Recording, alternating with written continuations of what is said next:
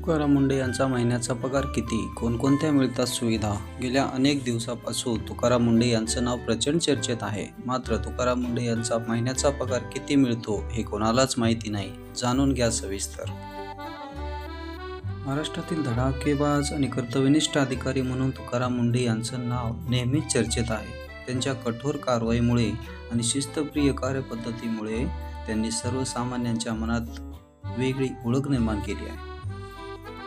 त्यांच्या लोकप्रियतेची झलक यंदाच्या वारीतही पाहायला मिळाली होती. वारकऱ्यांकडून तुकाराम मुंढे यांचं कौतुक करणारे फोटो आणि पोस्टर झळकले होते. साध्या शेतकरी कुटुंबातून आलेल्या मुंढे यांनी आपल्या मेहनतीच्या जोरावर भारतीय प्रशासकीय सेवेत स्थान मिळवलं होतं.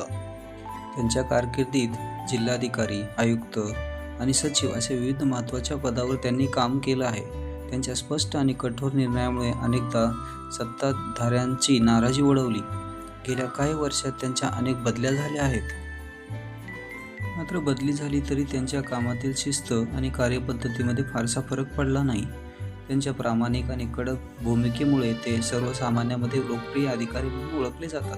पण तुम्हाला माहिती आहे का की तुकाराम मुंढे यांचा पगार किती आहे?